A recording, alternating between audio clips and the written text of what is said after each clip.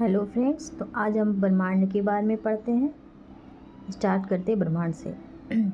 ब्रह्मांड उस अनंत आकाश को कहते हैं जिनमें असंख्य तारे, ग्रह, चंद्रमा एवं अन्य आकाशीय पिंड स्थित हैं। ब्रह्मांड की प्रकृति एवं उत्पत्ति से संबंधित विज्ञान कॉस्मोलॉजी कहलाता है। क्लॉडियस टॉलेमी 140 ईस्वी ने सर्वप्रथम ब्रह्मांड का नियमित अध्ययन कर जियोसेंट्रिक भूकेंद्रीय अवधारणा का प्रतिपादन किया और बताया कि पृथ्वी ब्रह्मांड के केंद्र में है एवं सूर्य तथा अन्य ग्रह इसकी परिक्रमा करते हैं। 16वीं शताब्दी 1543 ईस्वी में पोलैंड के खगोलशास्त्री निकोलस कॉपरनिकस ने हेलियोसेंट्रिक सूर्य केंद्रीय अवधारणा का प्रतिपादन किया। इस अवधारणा के तहत उसने बताया कि ब्रह्मांड के केंद्र में सूर्य है, ना कि पृथ्वी। परंतु केपलर ने यह बताया कि सूर्य सौर मंडल का केंद्र है। 16वीं शताब्दी में केपलर ने ग्रहीय कक्षाओं की नियम की खोज की, परंतु इसमें भी सूर्य को ब्रह्मांड का केंद्र माना गया। गैलीलियो ने 1605 ईस्वी में दूरबीन की सहायता से अंतरिक्ष पिंडों के अध्ययन कर कोपरनिकस के सिद्धांतों की पुष्टि की। 1805 ईस्वी में विलियम हर्शेल ने कहा, सौरमंडल आकाशगंगा का एक अंश मात्र है।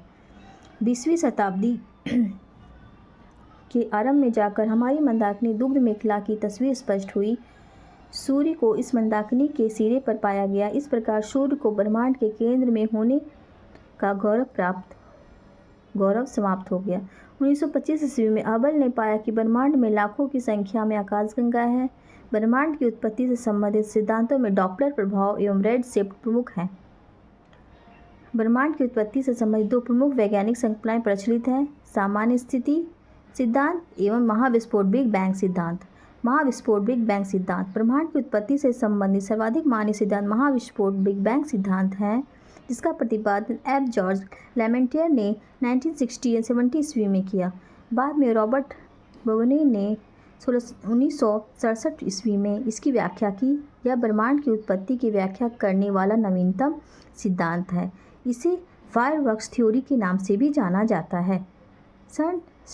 सन European council of nuclear research की स्थापना 29 दिसंबर 1954 ईस्वी में हुई थी।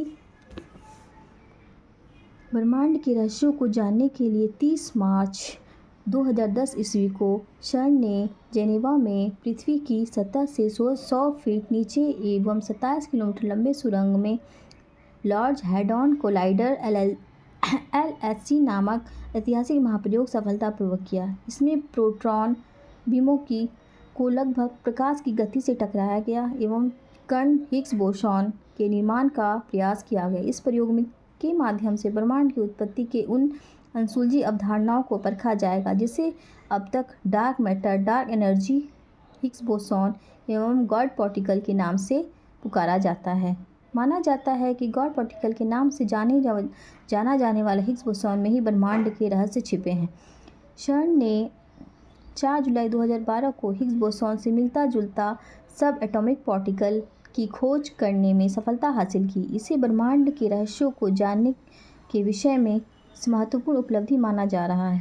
14 फरवरी 2013 को लार्ज हैडरॉन कोलाइडर LHC को बंद कर दिया गया, परंतु इसे जून 2015 ईस्वी में पुनः प्रारंभ किया गया। इस महाप्रयोग के माध्यम से वैज्ञानिक 15 अरब वर्ष पहले हुई ब्रह्मांडीय घटना को प्रयोगशाला में दोहराना चाहते हैं, जिसे विज्ञान की इस दुनिया में बिग बैंग के माध्यम से जाना जाता है। उल्लेखनीय है कि भारतीय वैज्ञानिक सत्येंद्र नाथ बोस के बोसॉन थ्योरी पर आधारित 1964 ईस्वी में ब्रिटिश वैज्ञानिक हिग्स ने कॉस्मोलॉजी को समझने हेतु गॉड पार्टिकल परमाणविक अवधारणा को पेश किया था। इस दोनों वैज्ञानिक के अहम योगदान को देखते हुए सर्न के वैज्ञानिक ने बिग बैंग थ्योरी को हिग्स बोसॉन थ्योरी नाम दिया।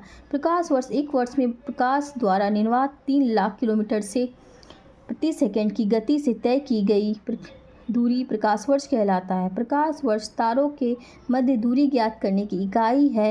एक प्रकाश वर्ष 1 light year equal to 9.46 × 10⁻12 kilometre parsec. खगोलीय दूरी मापने की सबसे बड़ी इकाई 1 पारसेक 3.26 प्रकाश वर्ष।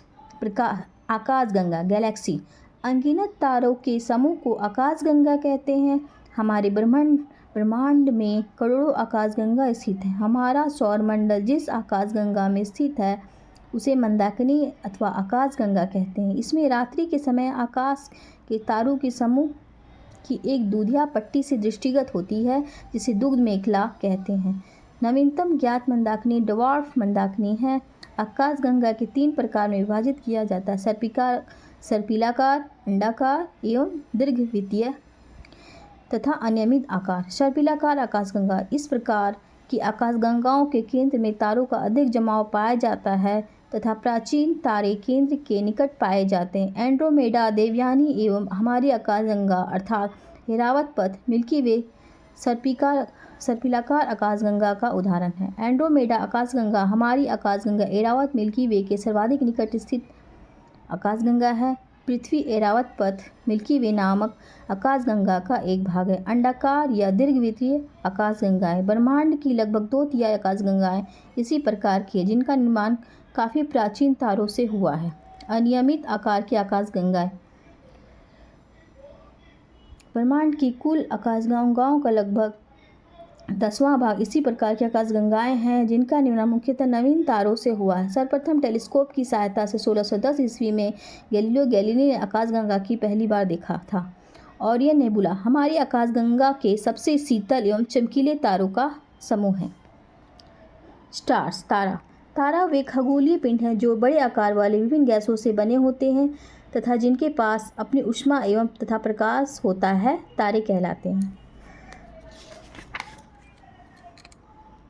व्यवस्थित तारों के विभिन्न समूहों द्वारा बनाई गई एक निश्चित आकृति को नक्षत्रमंडल अथवा तारामंडल कहा जाता है। अर्सा मेजर या बिग बेयर इसी प्रकार का एक नक्षत्रमंडल है। सप्तऋषि या स्मॉल बेयर यह 7 तारों का एक समूह है जो कि एक बड़े नक्षत्रमंडल अर्सा मेजर का भाग है। प्राचीन काल में लोग दिशा का निर्धारण तारों की सहायता से करते थे। पृथ्वी की सबसे नज़दीक तारा सूर्य है। सूर्य का सबसे निकटतम तारा प्रोक्सिमा सेंचुरी है। पृथ्वी द्वारा पश्चिम से पूर्व की ओर घूमने वाला तारे पूर्व से पश्चिम दिखाई जाते हैं। ध्रुव तारा यह आसमान में हमेशा उत्तर दिशा में एक ही स्थान पर स्थिर रहता है, अतः किसी भी व्यक्ति को पूर्व की ओर जाने पर ध्रुव तारे की स्थिति उसकी बाईं ओर होगी। वह सीमा जिसके बाहर तारे आंतरिक मृत्यु से ग्रसित होते हैं चंद्रशेखर सीमा कहलाती है। 1.4 ms जहाँ ms सूर्य का द्रव्यमान है को चंद्रशेखर सीमा कहा जाता है। तारे का द्रव्यमान 1.4 ms से अधिक होने पर मुक्त घूमते आकाश इलेक्ट्रॉन अत्यधिक